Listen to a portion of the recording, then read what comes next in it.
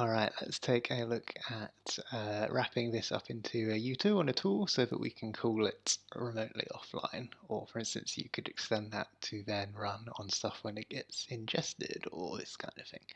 So inside utils, let's do new file, and we're going to make one for Maya, so Maya utils.py. I'm just going to paste in what we had from Maya. So to run Maya in standalone, there's a couple of parts, but let's start here. OS, and then we need to use import. It's called Maya.standalone. It's kind of the offline. Basically, you can run Maya in an offline, non-GUI way. And then we need to do Maya.standalone.initialize. American spelling, yeah. Cool. And then obviously this, we need to pass it a scene. And then we can just do if os path is file, just check it's real, basically. Command dot file scene is true and force it to open equals true. So this is going to open our file in our remote session.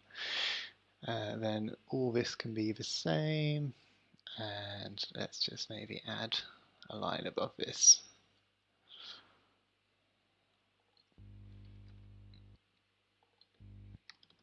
Scene and scene. Cool. So let's save that, and then up in tools, let's make a new tool, or new script. We'll just call that validate meshes.py. Import sys.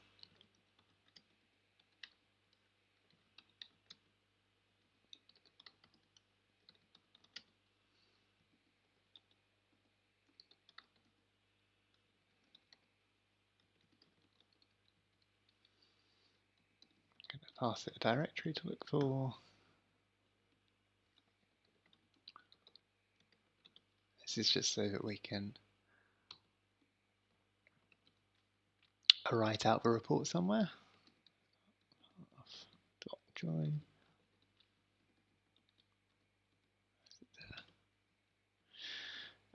Report txt and a for the append flag.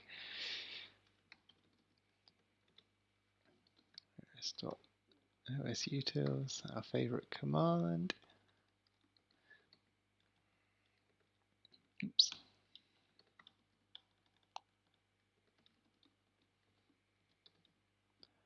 I should say the reason we're using this so much is obviously, basically at Studio you'd probably have an API, or sorry, a database that stores all these scene versions, or basically another way to access data. Here essentially we're just doing it this way because obviously I don't have that on my local machine, so we're just instead going the old-fashioned way of finding finding your scenes before assetization and databases, this sort of thing. So we need to get need to search in the, oh my goodness, asset, and we're going to look for those MA files for scenes.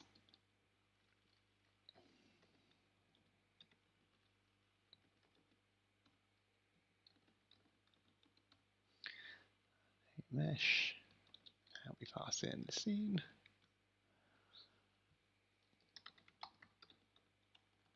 Let's just print it to check. Oops. Cool, and now we'll do file, that file object we made earlier.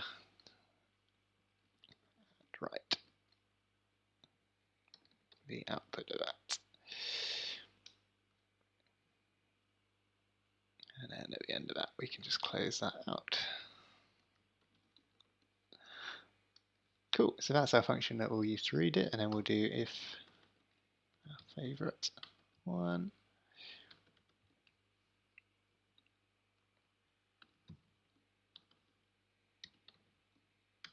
This just allows, basically we could import this data. It's probably not particularly great when it's in the tools, but in theory we could import this into, for instance, another tool like we do with our utils, without running this main function. Obviously if we got rid of this, every time you import it in your other scene you'd run just whatever's in here, but we could obviously have lots of stuff in here that isn't relevant to what we actually want to import. So this just makes sure we only run it when we're actually running this particular, or calling this particular script instead of importing it. I think that makes sense. Oh, sorry, it makes sense, but I think how I've described it makes sense.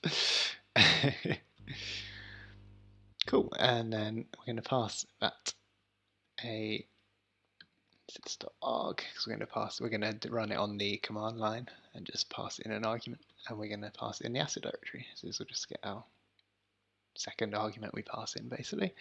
So let's save that.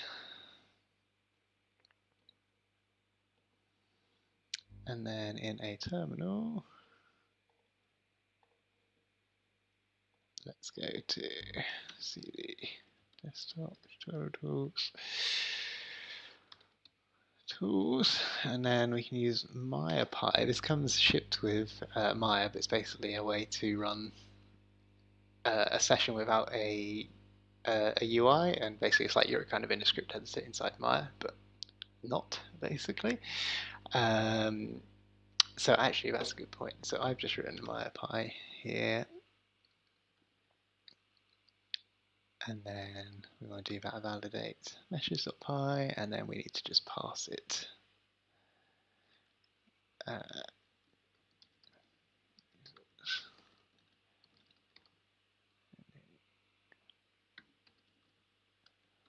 stop scans. Cool. So the reason this works is because I've created an alias inside that bash profile we were looking at earlier.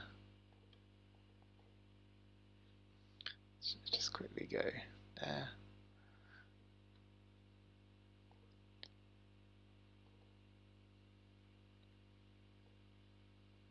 And I've just wrapped up MayaPy because the actual executable file is inside this folder here, so obviously we don't want to have to type out all this in the shell.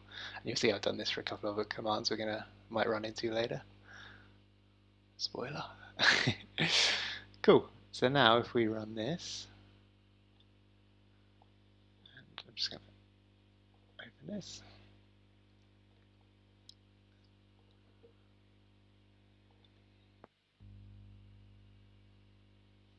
And this will start running through and basically running Maya offline, and you can even see it starting to print out this stuff for each file. And obviously here we're just looping through it and running on this machine, but if you had lots of stuff and access to, for instance, a farm, then you could offload this and send all these as farm jobs essentially to get a quick result. But even that's pretty quick compared to opening up Maya, and you'll see it basically opens each scene, gives you the write out. Yeah. And then it's added this report text here. And there you go. You could kick that off in an email and demand some more beautiful meshes.